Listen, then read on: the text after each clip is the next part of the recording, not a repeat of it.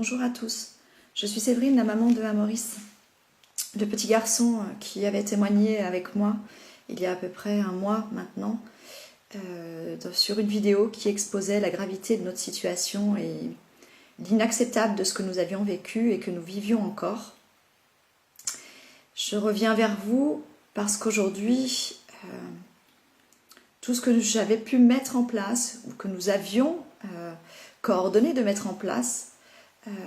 mon entourage, mais aussi des personnes sensées, sensibles à ce qui se passe à travers le monde et qui est d'une gravité sans nom, n'a pas suffi ou n'a pas été, je dirais, entendu véritablement par le système dans lequel nous vivons aujourd'hui. Je vous avais fait part en fait des tortures et des viols que nous avions subis avec Maurice au sein de l'armée, mais aussi au sein d'un regroupement qui dirige aujourd'hui notre État et qui dirige de nombreux États et qui font de nous des victimes d'une horreur totalement inacceptable, mais qui ne nous isole pas, je dirais, de la problématique humaine au milieu de tout ça. Car je dirais que des suites à cette première vidéo qui avait fait plus de 200 000 vues en moins de 2 jours, 700 commentaires auxquels j'ai quasiment répondu à chacun d'entre eux, j'ai reçu de nombreuses mamans extrêmement courageuses par mail, par téléphone ou qui se sont simplement manifestées par le biais de Facebook et qui, par leur témoignage, ont révélé la gravité dans laquelle notre gouvernement plongeait l'amour des mères et l'amour des enfants dans un génocide total. Ces mères extrêmement courageuses, des suites à ma vidéo, s'étaient permis de revenir vers moi pour me demander de l'aide. Aujourd'hui, c'est moi qui vais demander de l'aide à chacune et à chacun d'entre vous.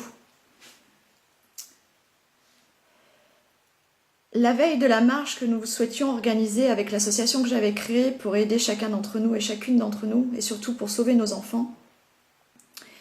l'inacceptable, qui est déjà arrivé à plus d'une centaine de milliers de personnes ici en France, nous arrivait. J'ai entendu dire, par les réseaux sociaux, j'ai appris que mes parents avaient reçu une escadrille de gendarmerie armée et d'un camion ambulancier destiné à venir nous séparer, à Maurice et moi. Sans aucune prévenance, mais ça à la juge. Ce l'était bien gaudi de me le dire, mais surtout sans aucune raison. Aucune, à part celle qui est orchestrée aujourd'hui par notre système juridique qui couvre chacun d'entre eux, chacun de ces magistrats, chacun de ces dirigeants du gouvernement et chacune de ces personnes mêlées à toutes ces horreurs qui se passent ici, dans notre pays, mais à travers le monde, de manière extrêmement organisée. Se permettre de penser aujourd'hui que n'importe qui, sur n'importe quelle décision, et surtout, je dirais, de manière totalement injuste, injustifiée, et totalement contraire à la vérité, est capable de vous enfermer dans un hôpital psychiatrique, juste pour couvrir des fins de crimes organisés, je pense que là, on touche quelque chose qui va au-delà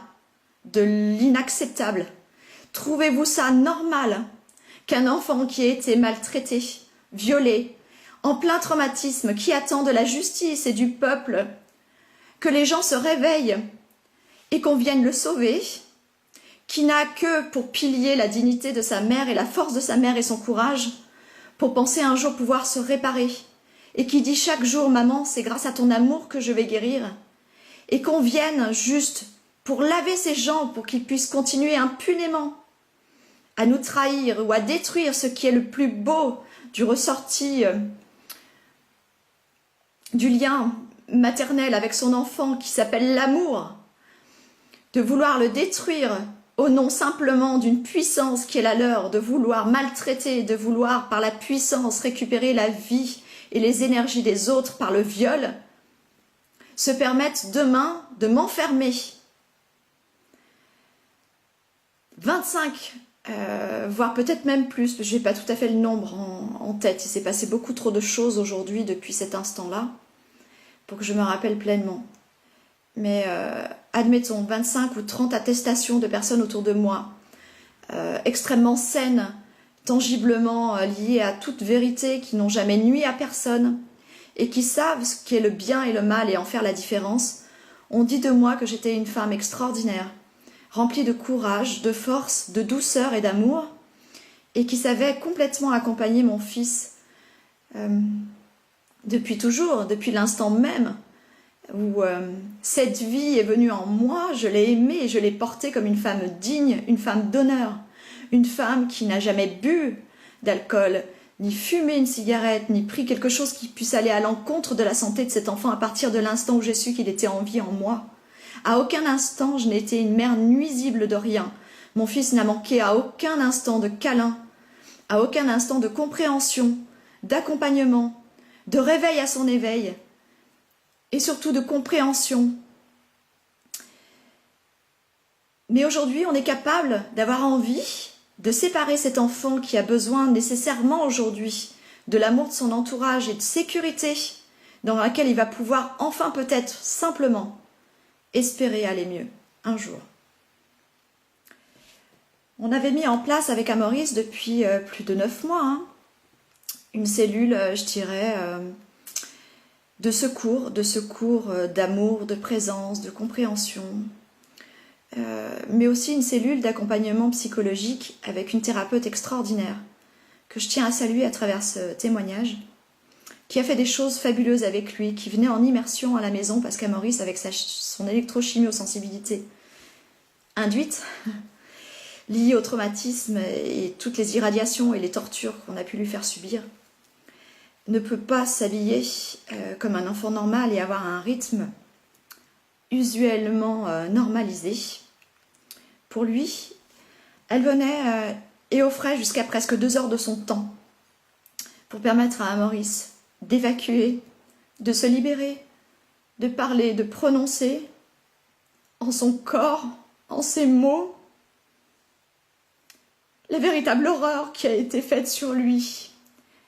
Et qu'il sait qu'elles ont été faites aussi sur d'autres enfants, à d'autres degrés.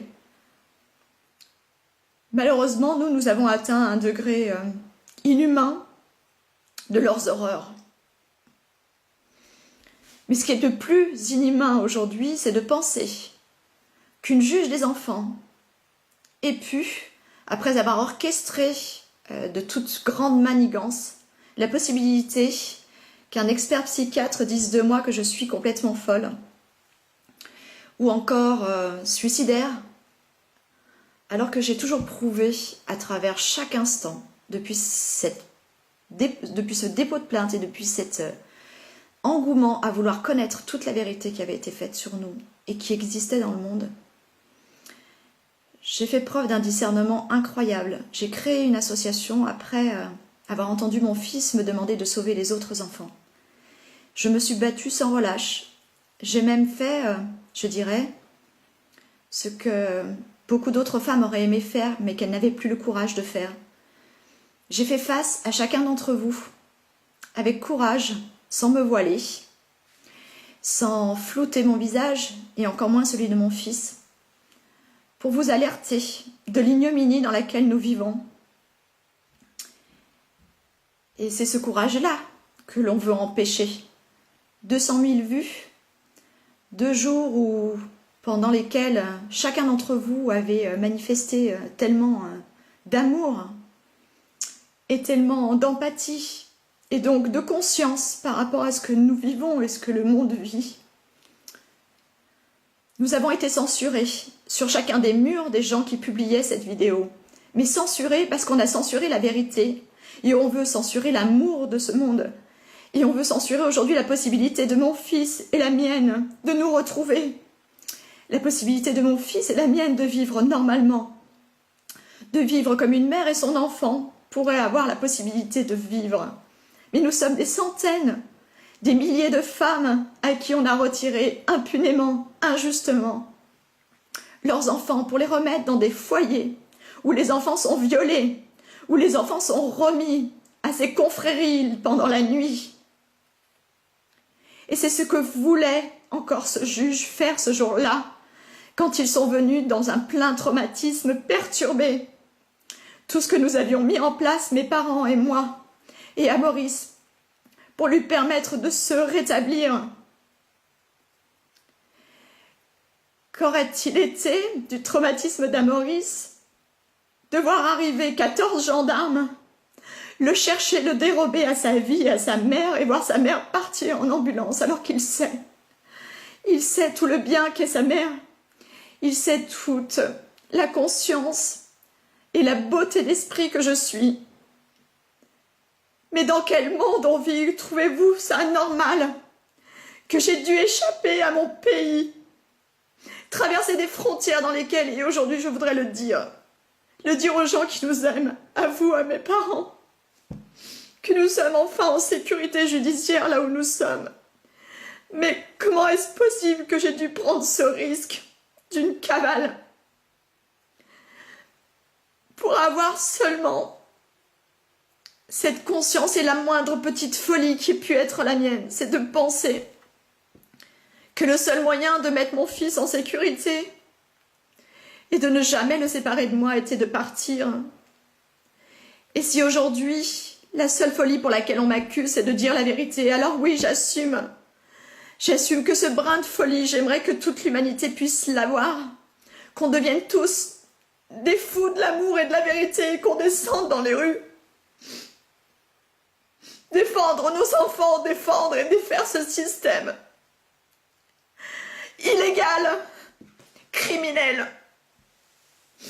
qui accuse la victime et l'opprimé et qui défend sa propre manipulation et son propre crime. Tout ça pour avoir des besoins de pédophilie, d'horreur.